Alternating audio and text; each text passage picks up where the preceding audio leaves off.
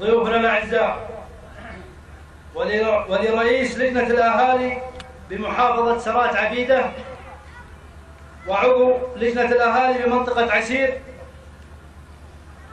وعضو الجمعية الوطنية لحقوق الإنسان بمنطقة عسير، ورئيس جمعية بني بشر الأستاذ الفاضل محمد بن أحمد بن معتق، كلمة بهذه المناسبة فليتفضل مشكورا.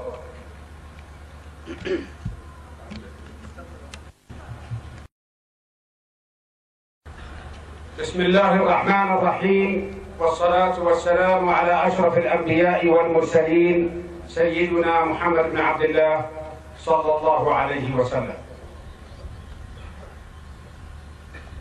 صاحب السعادة شيخ شمل قبائل قحطان ووادعة، ضيوف آل مهدي الكرام، شيخ آل مهدي الكريم العزيز، السلام عليكم ورحمة الله وبركاته.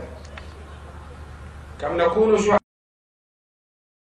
جميعا في مثل هذه اللقاءات التي تجمع رؤساء القبائل والعشائر والمشايخ على محبة واحدة وعلى نعمة جسدها الله سبحانه وتعالى لنا، فلله الحمد على ذلك. وكم نكون سعداء أن تكون هذه المنصات والخطابات تعود بالنفع على الجميع وعلى النعمة التي نعيشها، نعمة الرخاء والأمن والاستقرار.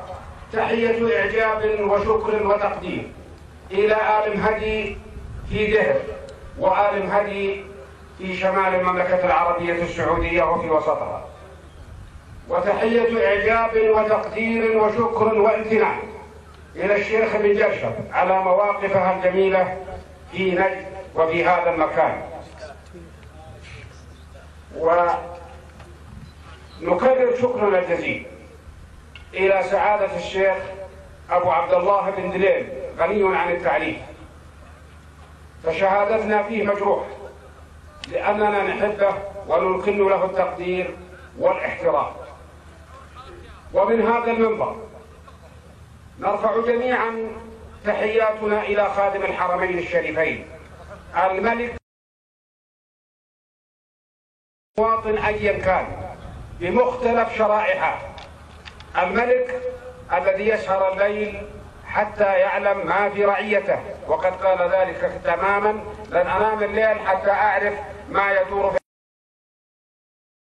الملك الذي وفقه الله سبحانه وتعالى، فكانت وثبة ملك بين خضم أحداث، وثبة ملك قدير شجاع استطاع أن يشق بالمملكة العربية السعودية مواطنا وسياسة إلى عنان السماء في خضم الأحداث التي تدور من حولنا.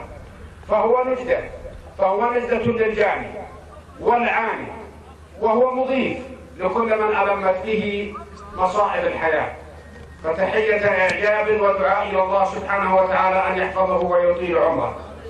وأخيرا وليس آخر، نشكر آل مهدي على هذا الموقف الجميل، فلهم باع طويل في إجارة العاني وفي حفظ الطريق وفي خضم الأحداث السابقة، لهم موقف يذكرون فيشكرون بين القبائل. وتحية لأبي عبد الله فهد بن عبد الله بن دليل أبو لعثة، وتحياتي وسلامي إليكم جميعا، وشكرا لكم جميعا الإصغاء.